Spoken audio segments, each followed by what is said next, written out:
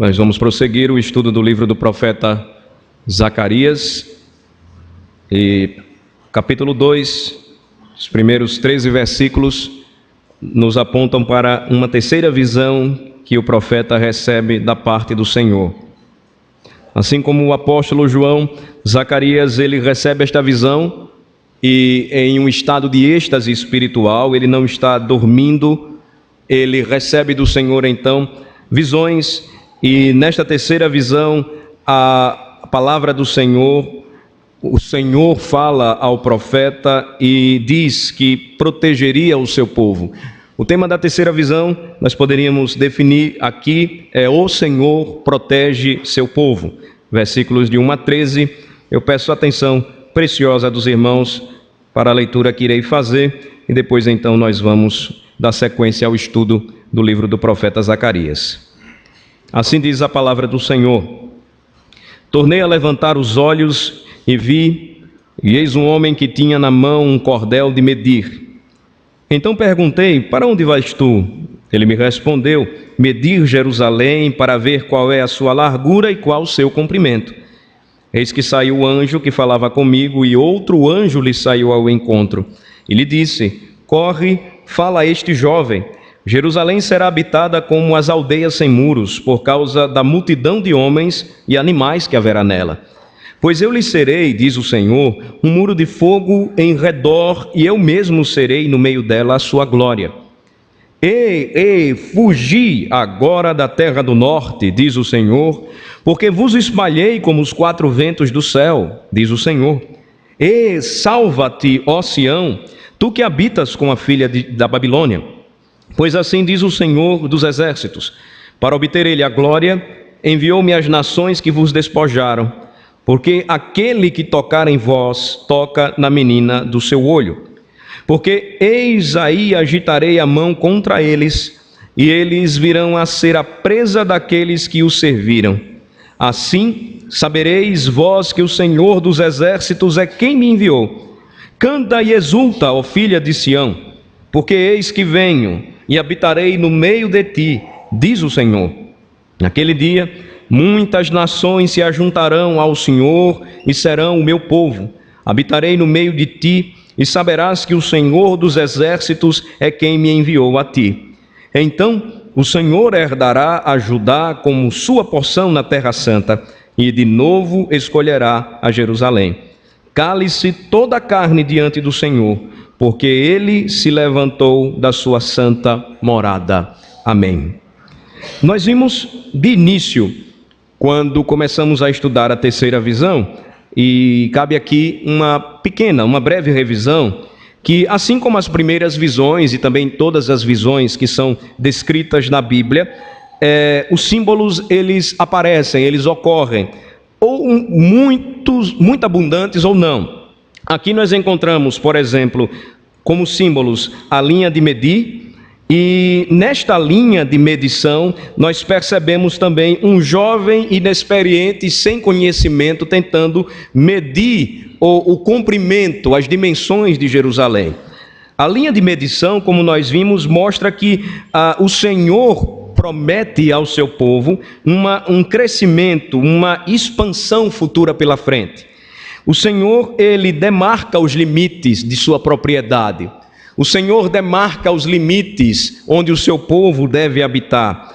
Mas percebam que a limitação de fronteiras, como aquele jovem pensava deveria ser, não era o propósito de Deus. Por isso, nós vemos no início da visão que um anjo corre para corrigir aquele jovem que estava com a linha de medição, com o cordel de medir, como nós vimos aí nos versículos 1, 2, 3 e 4.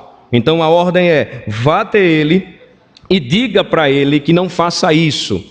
Na sequência então da visão, versículo de número 5, nós vimos que há uma promessa do Senhor de segurança. O Senhor diz que aquele jovem da visão de Zacarias não deveria medir as dimensões da cidade santa, porque o Senhor mesmo seria a sua segurança. Percebam que em dias de tanta segurança, de preocupações com segurança. Em nosso país, aqueles que lidam com segurança pública ou aqueles que lidam com segurança privada sabem o quanto tem sido gasto com isso. Muitos têm lucrado na área de segurança, com segurança eletrônica, com segurança patrimonial, com segurança de valores, com segurança de pessoas. Então, os homens se preocupam porque vivem em um país inseguro ou em um mundo inseguro. Nós sempre vemos ameaças, rumores de guerras, lutas entre nações, perseguição à igreja de Cristo ou perseguição a pessoas em comum. E a segurança, segundo a palavra do Senhor, para o povo de Deus não poderia ser delimitada. Veja que o Senhor, no versículo de número 5, ensina ao seu povo: não faça isso, não meça as dimensões da minha cidade, pois eu lhe serei, diz o Senhor, um muro de fogo em redor, e eu mesmo serei no meio dela a sua glória. Então, uma cidade sem muros, uma cidade que seria guardada pelo Senhor, assim como a promessa que o Senhor demonstrou ou fez e cumpriu para o seu povo no passado, e que o aprendiz de profeta, o discípulo de Eliseu, não pôde ver até que o profeta orasse e na cidade de Dotã ele visse anjos rodeando o seu profeta para guardá-lo do rei da Síria. O Senhor então mais uma vez repete esta promessa e diz: eu serei para sempre a sua segurança. Crer nesta promessa divina, confiar no que diz a palavra do Senhor, faz toda a diferença para a nossa vida. Não confiar em muros, não confiar em grades, não confiar em homens, ainda que a prudência nos recomende isso. Não confiar naquilo que nós podemos fazer ou construir. E percebam que naquele contexto, Deus mandou que o templo fosse reconstruído. Deus mandou que os muros de Jerusalém fossem novamente levantados, erigidos. Mas que o povo não se esquecesse que quando o Senhor retirou a sua mão, aqueles muros caíram e aquele templo foi às ruínas. Eles precisavam lembrar que o Senhor sempre será a segurança de seu povo. Agora, o que é que nós vamos ver? Nós vamos ver que a preferência que devemos dar não são as pedras que podem ser removidas, mas ao fogo do Senhor que queima para sempre. O seu fogo protetor que nos arrodeia e nos guarda, e que os homens sem fé não podem ver porque vivem pelo que veem. Não vivem pela fé. O Senhor então diz que mais importante do que a segurança fraca, falha que nós podemos construir, nós precisamos olhar para a glória do nosso Senhor, que sempre estará em nosso meio. Então vem uma palavra de exortação. A palavra de exortação é: não temam. Versículo de número 6. E a partir daqui nós vamos prosseguir. Foi justamente aqui que nós ficamos para partir para a promessa final desta visão. Vamos ler os versículos 6 e 7. Vamos lá.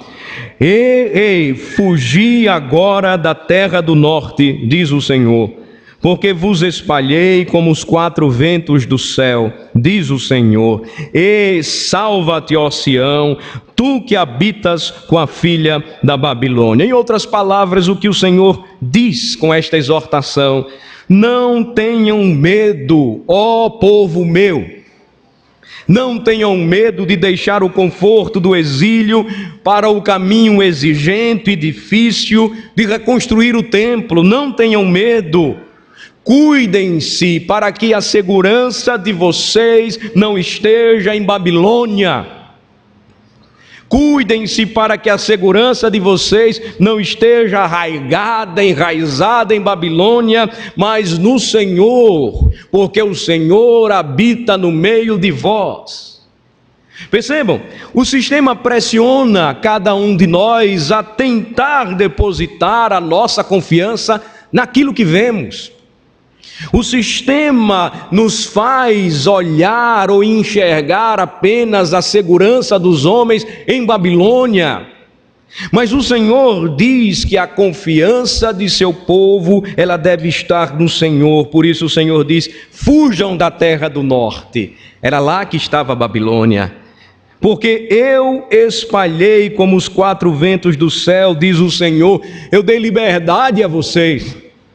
Salvem-se, ou salva-te, ó Sião, tu que habitas com a filha da Babilônia. Ainda hoje, irmãos, o chamado de Deus para o seu povo é para que a cada dia abandonem a filha da Babilônia, abandonem este mundo e peregrinem em segurança para Jerusalém celestial. A exortação do Senhor é: porque eu habito no meio de vós, vocês estão seguros, protegidos, guardados por mim mesmo. Aqueles que tiveram a oportunidade e perceberam a demonstração de fé, de coragem, de destemor de uma irmã nossa que esteve na última quinta-feira aqui no Brasil, aqui em nossa cidade, ela está no Brasil, aqui em nossa cidade, falando da sua história e de como por mais de 2 anos ela suportou toda uma pressão presa em um container. Eu me refiro a Ellen Berrani. Sabem que nenhuma pessoa, nenhum homem ou mulher pode suportar o que ela suportou ou até mais, se não tiver a convicção de fé de que o Senhor está no meio de seu povo. Ninguém suporta humilhação, ninguém suporta afronta, ninguém suporta maus tratos, ninguém suporta todo tipo de coisas ruins contra si mesmo, se não tiver a plena consciência de que o chamado do Senhor é: salva-te, ó Sião, tu que habitas com a filha da Babilônia. Se não tiver a consciência de que o Senhor nos chama para si e nos chama a deixar e abandonar este mundo vil, que o Senhor nos exorta a entender que o sistema, se possível, vai nos engolir, que o sistema olha para nós cristãos e quando percebe que nós não servimos e não nos encaixamos na engrenagem maligna deste mundo, ele nos descarta, ele nos joga fora, ele nos despreza. Não adianta, se você é crente, você nunca vai se encaixar nas engrenagens da Babilônia. Não adianta. Se você tentar, você vai ver que não vai dar certo. Você vai ver que nunca mais você se amoldará a estes valores que o Senhor chamou você a abandonar e a salvar-se correndo para Jerusalém. Correndo para a Jerusalém construída pelo Senhor. A exortação então ela é seguida de uma promessa, e a promessa então ela pode ser dividida aqui em 4 partes distintas. A primeira delas é que Deus exorta o seu povo a fazer isto, confiado nele, depositando a sua fé nele, porque Deus mesmo cuidará da vingança. A vingança pertence ao Senhor. Segundo lugar, porque as nações elas não são páreo para o Senhor. Por isso ele diz: corram até mim, ou corram para mim. Terceiro lugar, porque ele mesmo prometeu tudo aquilo que está dizendo aqui. E no livro de Zacarias nós já encontramos, irmãos, a promessa de uma nova aliança. Em último lugar, ele então diz: permaneçam em mim, no temor do Senhor, aguardem e esperem somente em mim. Vamos ver então essa última parte, as promessas aqui apresentadas pelo Senhor. Versículo de número 8, Deus então diz: eu vou cuidar de tudo isso, a vingança pertence a mim. Vamos ler juntos o versículo 8. Pois assim diz o Senhor dos exércitos: para obter ele a glória, enviou-me às nações que vos despojaram. Porque aquele que tocar em vós, toca na menina do seu olho. Vejam, Deus cuida do seu povo. Essa é uma promessa recorrente na Bíblia. Você lê a Bíblia e você percebe sempre o Senhor falando: eu cuido do meu povo, eu vou cuidar de vocês. E Deuteronômio 32, versículo 10 vai nos lembrar isso muito bem. A ideia de que Deus, Ele cuida de nós como cada um de nós cuida da menina do seu olho, do lugar mais importante do seu olho, que você não deixa ninguém tocar, e quando algo se aproxima querendo feri-lo, você fecha, você protege, você cerca de alguma maneira. Perceba que quando alguém toca no povo de Deus, é como ferir-se a menina de seus olhos. Aquilo que é mais precioso para o Senhor, aquilo que Ele tem mais cuidado, aquilo que Ele guarda com zelo. O Senhor então diz: eu vou cuidar da vingança, e eis a razão por que vocês devem ouvir a palavra da exortação, porque assim diz o Senhor dos Exércitos. Vocês perceberam que tanto em Ageu, o último livro que nós estudamos, como em Zacarias, a expressão Senhor dos Exércitos, que é um dos nomes de Deus na Bíblia, aparece várias vezes. E para lembrar o quê? O povo estava diante de uma situação onde por 70 anos viveu escravo.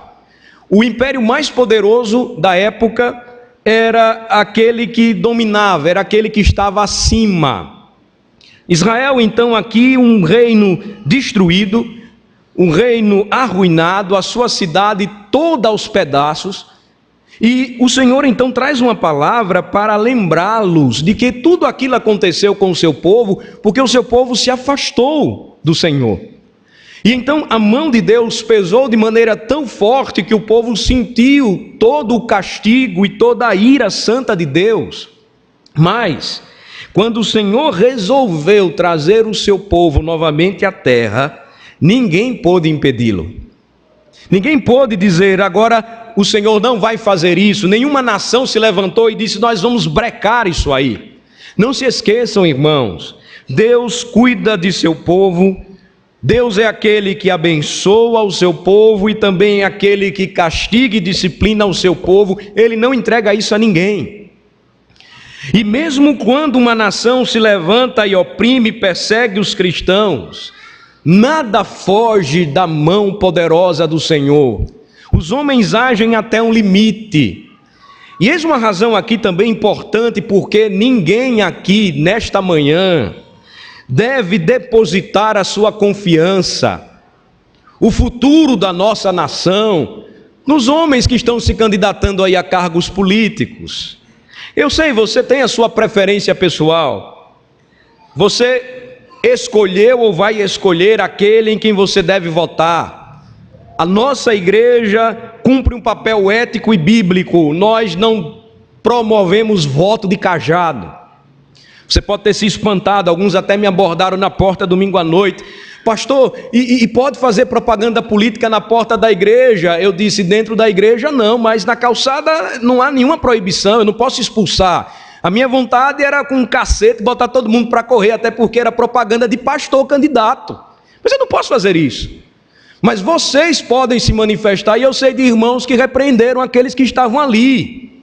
Agora, vejam, diante de tudo isso que a gente está vendo, do cenário político atual em nossa nação, dos problemas, de uma perseguição que começa a ser revelada aos poucos, nós não devemos colocar a nossa confiança em políticos. Nós devemos colocar a nossa confiança no Senhor, porque é Ele quem vai colocar aqueles que vão governar a nossa nação. Infelizmente, o que nós estamos percebendo é que o povo brasileiro não está preocupado se aqueles que se candidatam estão aí com ficha suja, se a família é uma tragédia, se apoiam casamento de gay, se defendem aborto. A gente só quer o nosso. É triste, mas essa é a descrição da ética. Essa é a descrição do coração da nossa nação. É triste, mas é a realidade. Então, se você e eu, se nós colocarmos a nossa confiança nestes homens, que são falhos, que são pecadores assim como nós vamos nos esquecer das exortações dadas pelo Senhor. Sejamos conscientes. Eu sei que é difícil. Minha filha me pergunta todo dia: pai, em quem o senhor vai votar? Eu disse: eu não sei. está difícil escolher, mas sejamos conscientes no momento, na hora do voto, mas não nos esqueçamos de orar. Não nos esqueçamos de que o Senhor governa e dirige a sua igreja, e que a sua igreja não vai ser destruída por homem, por sistema, não vai ser destruída por nação nenhuma. Porque a promessa de Cristo é que as portas do inferno jamais prevalecerão contra a igreja. Então o Senhor diz, olha, eu vou cuidar da vingança, portanto avancem. Segundo lugar, versículo de número 9, vamos ler. Porque eis aí agitarei a mão contra eles, e eles virão a ser a presa daqueles que os serviram. Assim sabereis vós que o Senhor dos exércitos é quem me enviou. Então o profeta fala, e da parte do Senhor ele diz o que Deus mandou pregar, mandou anunciar ao seu povo. E resumindo aqui, o que é que Deus mandou Zacarias falar? As nações não são páreo para o Senhor. Ninguém pode lutar contra o Senhor. E veja só como diz a Escritura, porque eis aí agitarei a mão contra eles. Basta o Senhor agitar a sua mão. Nós conhecemos a história das nações, pelo menos das mais próximas. Aqueles que estão aí no fervilhar dos estudos, sabem como as nações se levantaram e na história dos povos elas caíram e dominadas foram por outras nações. Basta o Senhor mover a sua mão, basta o Senhor agitá-la, basta o Senhor dizer agora chegou o momento e o tempo do juízo, e esta nação ela não se sustenta. As nações não são páreo para o Senhor, e mais uma vez ele dizia, e quando eu fizer isso, final do versículo 9, vocês vão saber que o Senhor dos exércitos é quem me enviou. A palavra de Deus, ela nunca volta vazia. Quando a palavra de Deus é pregada, quando o povo de Deus é exortado, quando o povo de Deus é convidado a dar ouvidos ao que diz o Senhor, duas reações elas podem acontecer. A primeira delas é o povo se arrepender, voltar-se para o Senhor, deixar de confiar em si mesmo, de buscar a sua própria segurança. Mas também existe uma outra reação, que também é uma reação comum, é resistir, ou a resistência à palavra do Senhor. Ninguém que resiste à palavra do Senhor termina bem. Se você acredita que a palavra do Senhor não é suficiente para você, e você não dar ouvidos à palavra do Senhor, não se engane. Ela não volta vazia, ela vai produzir os seus efeitos. Ela ou vai produzir arrependimento em sua alma, ou então ela vai endurecer o seu coração, tanto por conta da sua resistência, que o seu fim não vai ser bom. Então o Senhor diz, ouçam, porque neste dia irão saber que o Senhor dos exércitos é quem está fazendo tudo isso. Mais uma vez, o nome revela a glória do Senhor, poderoso em batalhas. Senhor dos exércitos é o seu nome. Deus é sempre levantado e demonstrado ou revelado na Bíblia como um guerreiro. E Ele é um guerreiro que luta em favor de seu povo. Ele é o guerreiro e rei que não abandona o seu povo na batalha. Ele é aquele que vai à frente. Ele é aquele que cuida, Ele é aquele que diz, a mim pertence a vingança, diz o Senhor dos exércitos. Terceiro lugar, vejam versículos 10 e 11, a promessa da nova aliança. Que promessa bonita. O Senhor diz, olha, eu vou cuidar da vingança. Não temam, porque as nações elas vão se levantar e elas não conseguirão me vencer. Versículos 10 e 11, Deus então traz esta promessa maravilhosa. Vamos ler juntos. Canta e exulta, ó filha de Sião, porque eis que venho e habitarei no meio de ti, diz o Senhor. Naquele dia muitas nações se ajuntarão ao Senhor e serão o meu povo. Habitarei no meio de ti e saberás que o Senhor dos exércitos é quem me enviou a ti. Deus promete então abençoar o seu povo. O que ele diz? Naquele dia muitas nações se ajuntarão ao Senhor e serão o meu povo. ele ainda diz: eu vou habitar no meio de vocês. Está aí no versículo 11. E vocês vão saber que quem enviou a palavra da profecia, ou quem enviou o profeta, foi o Senhor dos Exércitos. Portanto, cantem e exultem, ó filhos de Deus, porque eis que venho e habitarei no meio de ti, diz o Senhor.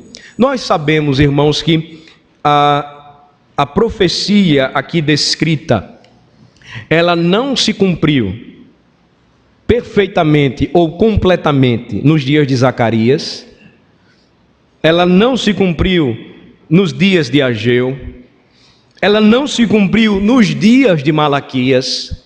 Esta profecia aqui, ela apontava para uma nova aliança.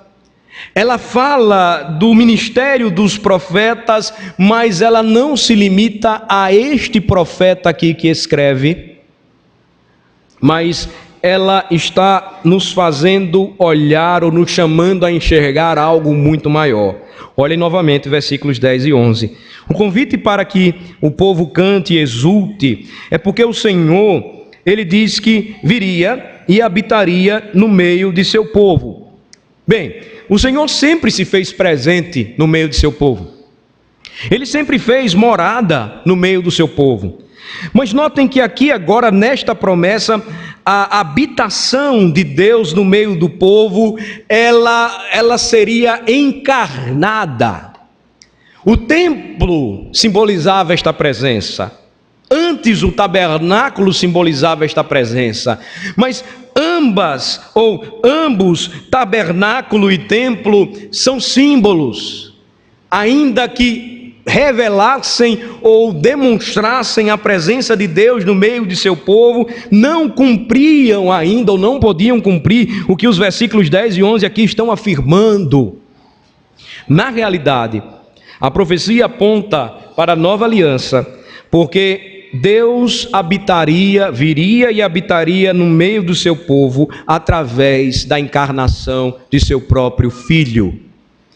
João capítulo 1 descreve de maneira maravilhosa tudo aquilo que está sendo dito aqui, quando ele começa a dizer que no princípio era o Verbo, e o Verbo estava com Deus, e o Verbo era Deus, que ele estava no princípio com Deus, que todas as coisas foram feitas por intermédio dele, e sem ele nada do que foi feito se fez, que ele veio para o que era seu, mas os seus não receberam, mas a todos quantos o receberam, deu-lhes o poder de serem feitos filhos de Deus, a saber, aos que creem no seu nome. E quando nós chegamos num versículo chave, o versículo 14 de João 1, a palavra então nos diz: e o Verbo se fez carne e habitou entre nós, cheio de graça e de verdade, e vimos a sua glória, glória como do unigênito do Pai. Eis a razão por que cantar, eis a razão por que se alegrar, eis a razão por que os filhos de Sião devem render louvores ao Senhor, porque a promessa que foi dada se cumpriria na plenitude dos tempos, e Cristo viria, nascido de mulher, nascido sob a lei, ele se faria homem, e Deus se tornaria Emanuel, habitaria conosco, cheio de graça e de verdade. Naquele dia, diz a Escritura, muitas nações iriam se ajuntar ao Senhor, e estas nações formariam um só povo. O Senhor habitaria no meio de seu povo, e então todos iriam saber que o Senhor dos Exércitos foi quem enviou este grande profeta. Não foi Zacarias, não foi Ageu, não foi nenhum destes homens consagrados e santos, não. O profeta esperado e enviado pelo Senhor seria aquele descrito no último livro da Bíblia, onde estas promessas então mais uma vez são reveladas como que cumpridas em Cristo Jesus. Vejam só comigo Apocalipse capítulo 5, vamos lá. Vamos para lá, Apocalipse capítulo de número 5.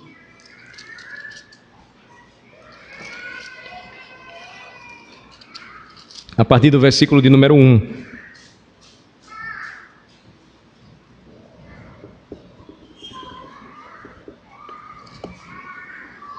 Apocalipse capítulo 5, a partir do versículo de número 1, eu peço que vocês apenas acompanhem a leitura com atenção. Vi na mão direita daquele que estava sentado no trono um livro escrito por dentro e por fora, de todo selado com 7 selos. Vi também um anjo forte que proclamava em grande voz: quem é digno de abrir o livro e de lhe desatar os selos?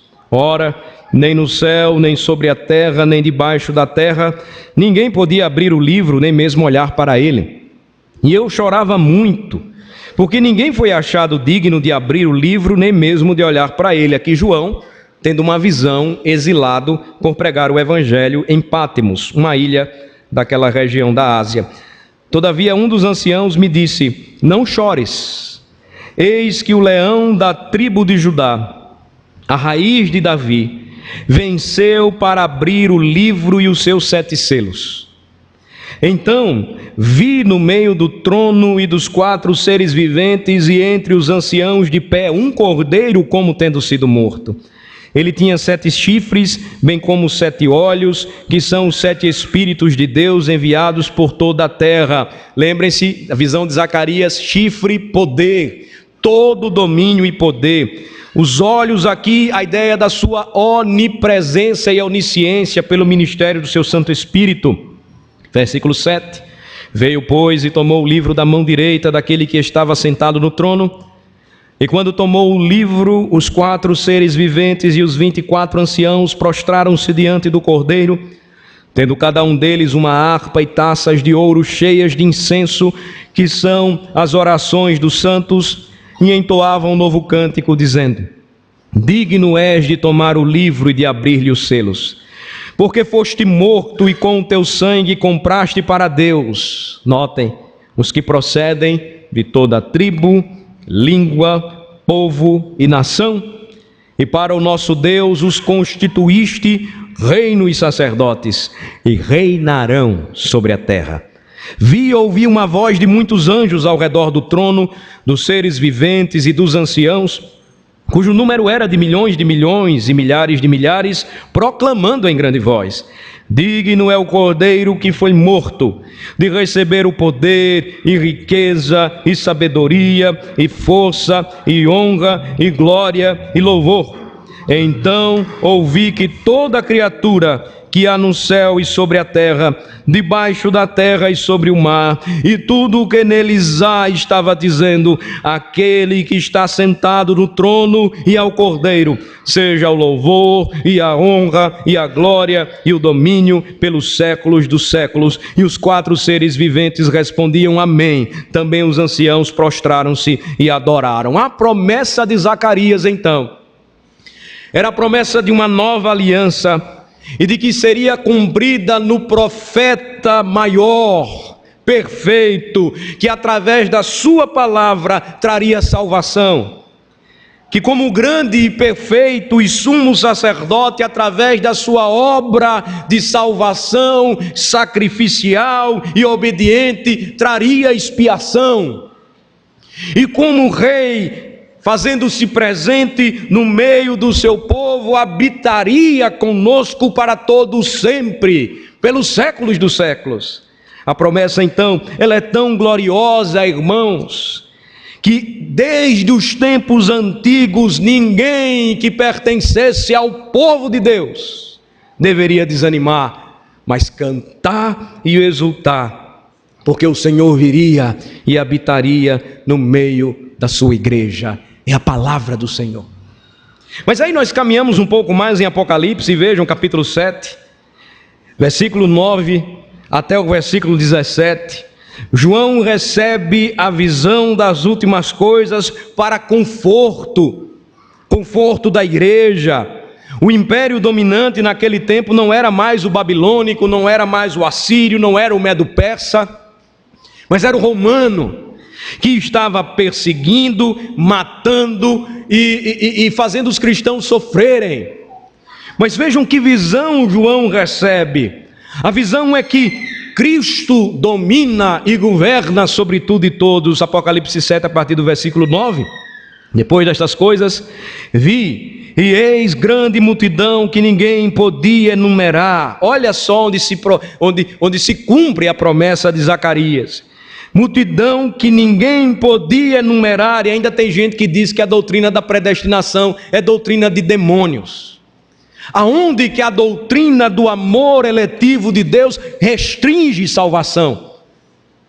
A visão de João é de uma multidão que ninguém podia contar. Da onde? De todas as nações, tribos, povos e línguas, em pé diante do trono e diante do Cordeiro, vestidos de vestiduras brancas, com palmas nas mãos, e clamavam em grande voz, dizendo: ao nosso Deus que se assenta no trono e ao Cordeiro pertence a salvação.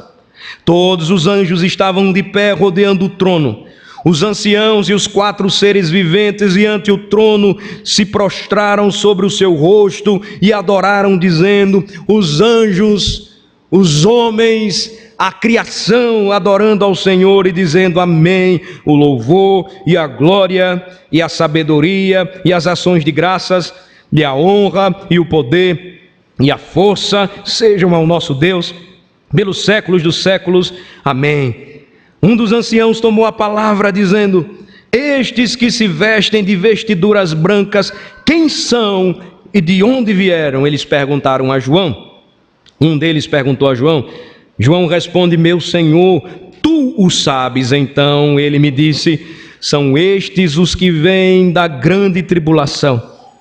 Lavaram suas vestiduras e as alvejaram no sangue do Cordeiro, razão porque se acham diante do trono de Deus e o servem de dia e de noite no seu santuário. E aquele que se assenta no trono estenderá sobre eles o seu tabernáculo, habitação. E aí, o que é que diz os versículos 16 e 17, ou o que dizem estes versículos? Vamos ler. Jamais terão fome, nunca mais terão sede. Não cairá sobre eles o sol, nem ardor algum, pois o Cordeiro que se encontra no meio do trono os apacentará e os guiará para as fontes da água da vida, e Deus lhes enxugará dos olhos toda lágrima. Bolsa Família não é tudo. Salário não é tudo. Segurança não é tudo para nós. Saúde, até mesmo a saúde que nos é tão preciosa, não é tudo para nós. Porque o que o Senhor nos diz é que existe algo que é maior do que a fome, do que a sede, do que o sol, do que a perseguição, do que a morte, do que a oposição, do que a perda, porque perder para Cristo é ganho. E ele fala que para o seu povo chegaria um dia que a fome não existiria mais, também não haveria mais sede, o sol não iria mais atormentá-los em toda a sua força, a sua pele não arderia mediante o sofrimento e o castigo do causticante calor, pois o Cordeiro que se encontra no meio do trono os apacentará e os guiará para as fontes da água da vida. O bom pastor que entregou a sua vida pelas suas ovelhas. E diz a Escritura que neste dia Deus enxugará dos olhos toda a lágrima.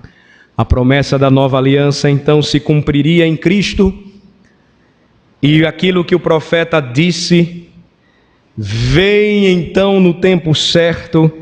E é a mesma promessa que todos nós aqui nesta manhã abraçamos. É a mesma promessa que deve preencher o nosso coração de Cristo. É a mesma promessa que deve nos fazer entender e ensinar a nós mesmos e aos nossos filhos e ao povo de Deus em meio à tribulação. Que nós caminhamos e seguimos em frente e vislumbramos aquilo que os homens sem Cristo não podem enxergar, porque cegados por este sistema, não permitamos, irmãos e irmãs, que este sistema nos faça cegos quanto a esta gloriosa verdade que nos convida a cantar e a exultar. O Senhor então diz que nós seríamos a sua porção.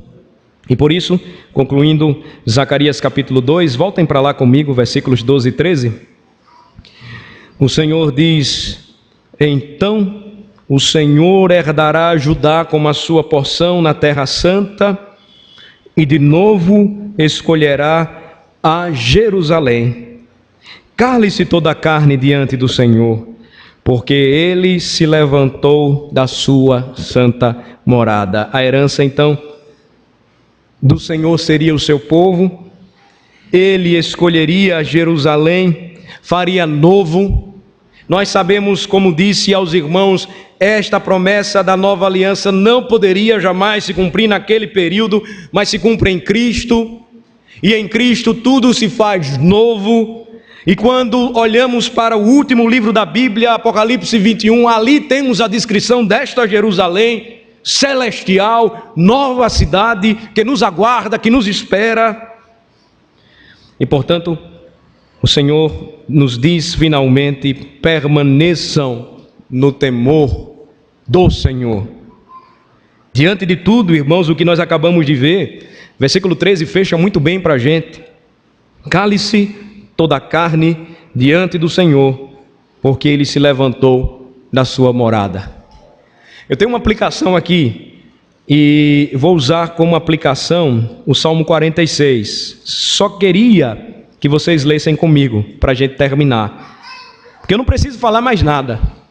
Salmo 46 descreve o significado amplo de permanecermos no temor do Senhor, de nos calarmos diante da perplexidade que muitas vezes nos tenta a murmurar contra o Senhor, a reclamar contra o Senhor. E muitas vezes, vejam, esse reclamar, ele não é dirigido diretamente ao Senhor, ele é dirigido ao cônjuge, ele é dirigido aos filhos, ele é dirigido aos pais, ele é dirigido à igreja, ele é dirigido ao pastor, ele é dirigido aos presbíteros. Mas quando você faz isso, você reclama dele, quando você deveria se calar.